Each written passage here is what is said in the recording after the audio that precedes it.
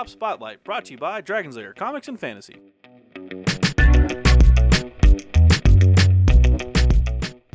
Hey everyone, I'm Adam Harry from Bell Lost Souls Tabletop News with Evan from Dragon's Lair Comics and Fantasy. And we're back with another Tabletop Spotlight. Evan, I brought some movies. you brought some movies over. This is a new game called Laser Riders. Laser Riders! It is in the theme of like an 80s VHS box set. Yes. As you can see, we'll show you in the close-ups. But each character you can play has a different little VHS box. Yes. Basically, though, this is a game that takes a lot from light bikes out of Tron. Yes. You are playing Yes. as characters driving around in their light bikes, and just like Tron, if you run into someone else's trajectory or stream, you die and then you have to start over. There's also like objectives you can Yes, try to and the point circle. is to get 3 objectives out of 4 or whatever, how many players you're playing. But yeah, it's a fantastic game, fast-paced, a lot of fun. Yeah. You can't actually cross over. In the rules, it's this weird like nexus points where you can cross over. Right, yeah.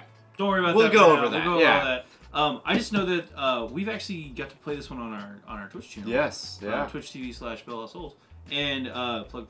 But it's actually a lot of fun. Yeah. And we had like I heard 4 your JR my buddy, kicked everyone's butt. He crushed them. And the thing is, like, those 4 people had never played the game before, and they ended up having a blast. Yeah. So that's great. I'm excited about this one. I love it. It's just like holographic and We'll see that the box looks like it's all beat up, but it's actually just it's printed that way. It's just printed that way. Which means you can beat up the box. You can beat it up. Some people just cringed at that. Yeah, I know. Please don't.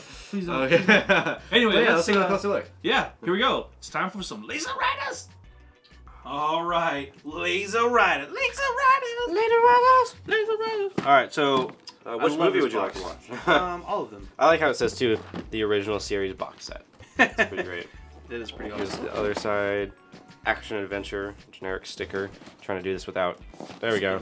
Yeah. So there are 4 characters that come in this box. There's right here. right there. Yeah, there we go. We got the Phantom Cosmonaut, the Galactic Wave Rider, Laser Shark, My favorite. and Super Sheriff. Super Sheriff. Sorry, Yeah.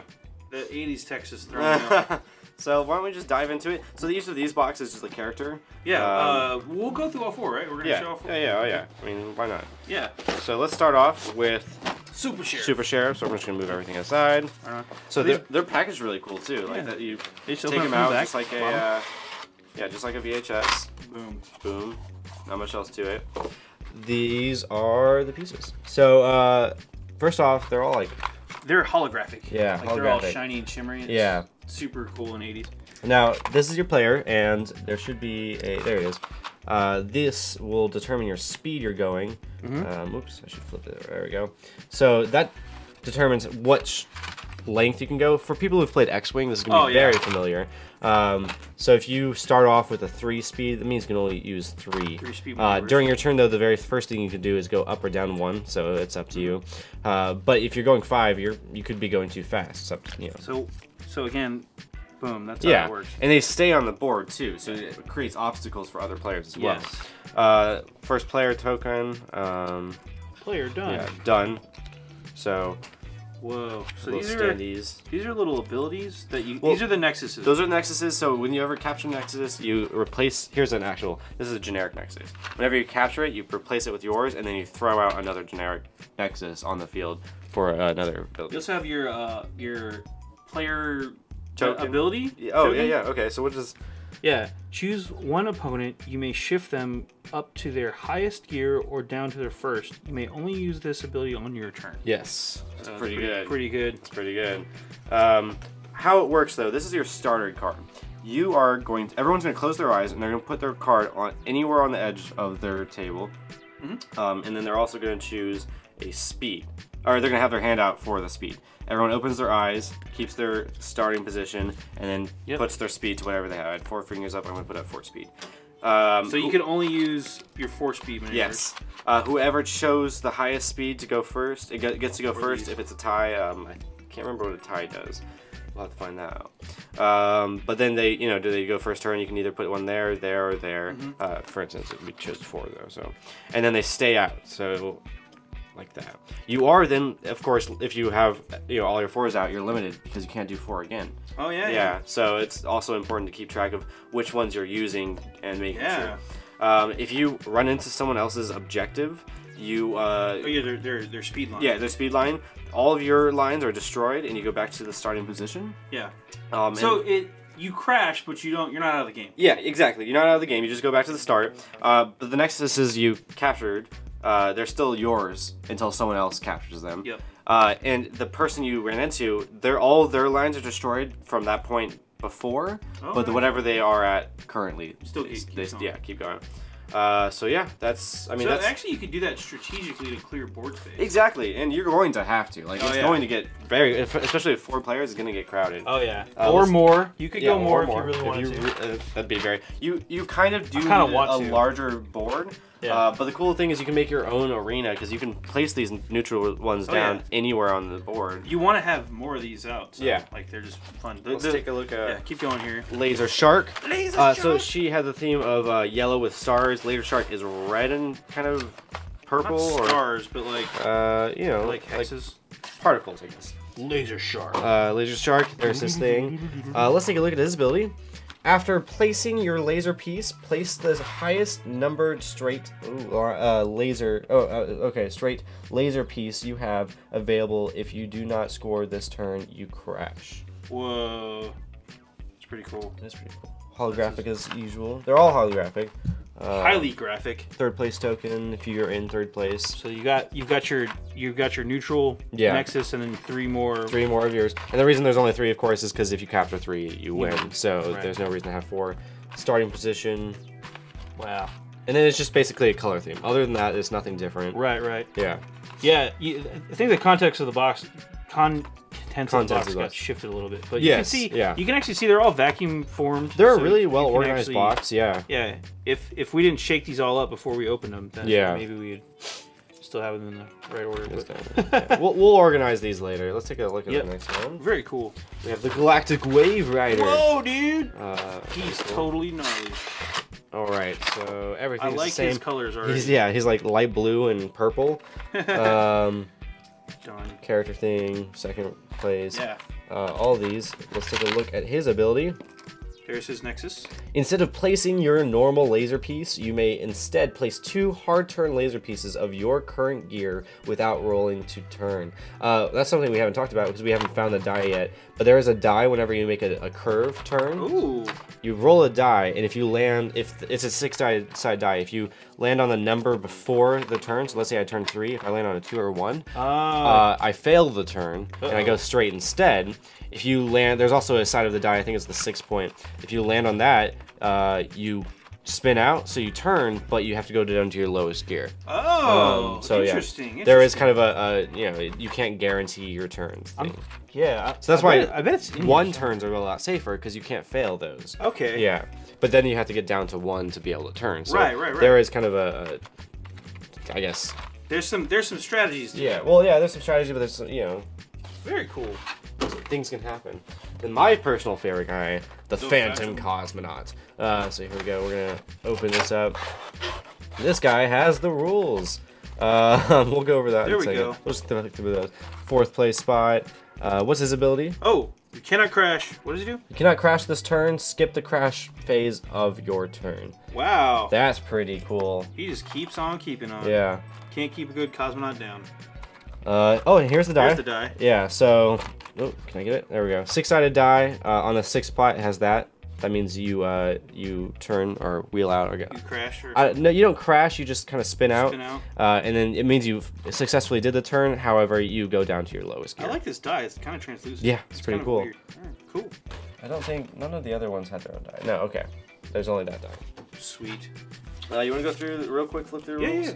So let's get I think we covered most of it. Oh yeah, it's a very simple game. Yeah, the gameplay is not super complex here. So it goes over kind of what Laser Riders is. Laser Riders. Very simple. Components. You get a 6-sided die. Everything we've seen so far, and nothing looked like it was missing. Setup, stuff like that. It does recommend that you keep the objectives at least 3 straight away from each other. So sorry, prisms, not nexuses. Ooh. My bad. Yeah, same thing. Tomato, tomato. Right. So keep going. Table space. It does tell you kind of like recommending what size table you should be doing, stuff like that. Starting your engines, everything like that. We already talked about that. It's like a Trapper Keeper, by the way. Yeah. I don't know if you remember those, but Trapper Keepers. Yeah, so the round is you open credit, so hand out turn order tokens in order of the highest to lowest gear. If 2 or more players are in the same gear, then whoever among them is closest clockwise to the tiebreaker marker will make the next available turn order. There you go. So those are your tie questions. Yeah, there you go. Your turn. So you can shift. So you can shift. The first thing you can do is shift up or down 1 in your gear, or you can stay in your current gear. Then you move. So you choose one of the following: either a straight ahead for the gear you're in, or attempt a curve. And we talked about the curve already. Yeah, you got to roll. If your result is current gear number or higher, you succeed. But if you roll, let's say a 2 or a 1 for a 3 turn, you fail. And that just means you go straight that distance as well. If you roll a spin out, you place your curve piece with the same number as your current gear, but then shift your gear to 1. Yeah. Okay. It goes over what crashes are. So which we talked about that. Yeah. So we already talked about that. Yep. Scoring, if your laser crosses over a prism. So we didn't talk about that. So how to capture these prisms? You have to cross over it. You can't cross onto it, and you can't do like that. It has to completely over it, and then you capture it, and that just means you replace it with your color, like that. And then I think the rule is once you capture one, you can throw out another neutral one. Is that? I'm not sure. If you haven't, if you score and replace a neutral prism piece, stand back. Yeah. Toss the prism gently back into the table without crossing it. So you do have to close your eyes and toss it on the table, so you can't really strategically put it. Okay, yeah. You can't put it right in front of your next move. Yeah. Jerks. Who would cheat like that? I don't know. And then it's just a FAQ. So it's a very simple game. There's not a lot to it. The rule book's not... Oh, no. Like I said, we had 4 people play this game that had never touched it before, and they had a blast. So. And there's modifications, too, which is very helpful. So if you have a small table, even a larger table, or an oddly shaped table, it kind of has some recommendations on how well you can play it. And that's pretty much it. It does say you don't have to use the powers, but if you want to, they're fun. And it does talk about... It elaborates on those powers. Okay, that's good to know. On all of those. Also, this game looks like it could totally have some expansions. I bet it will. I mean, there's no reason to not have expansions for this game. More riders is more fun. Yeah. So, all right. Very cool stuff. Let's top out for a really quick recap. Well, that was Laser Riders. Laser Riders! It's so much fun. You have to say it like that. You have to say it. It doesn't work if you don't. No.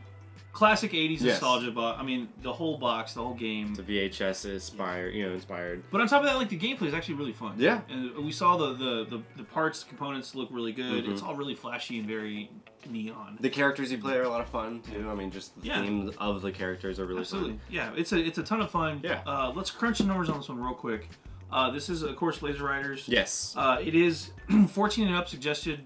It's not violent or anything. Yeah, I mean, you're crashing, but you're not dying. Yeah, it doesn't show blood or anything. Yeah, and it's 2 to 4 players at least. 2 to 4 players. Not saying that they couldn't make more expansions for. Yeah, you could definitely add on if you. I mean, I bet you could just buy another set and add in more people. Yeah, totally. So it doesn't. Up to you. True to however much you're willing to get. So. And then this was from Greater Than Games. What was the price point on this one? $39.95. Yeah, not bad. Game length can also vary. Yeah. We've seen games go from like 5-10 minutes. Somebody just move really fast to like upwards of like 30-45 minutes. Depending. Yeah, it's never really more than an hour though. Yeah. Most games should. I hope that you finish within an hour. It's not that complicated. So yeah, but it's a really fun game. Really cool stuff. Yeah. Yeah, man, that's pretty much it, right? Yeah. Yeah, it's in stores brand new. Right now. You can get it right now. Go check it out. I'm Adam Harry from Bowls. I'm Evan from Dragon Slayer Comics and Fantasy. And this has been another Tabletop Spotlight. Thanks again for watching. Tabletop Spotlight, brought to you by Dragon Slayer Comics and Fantasy. Thanks for watching.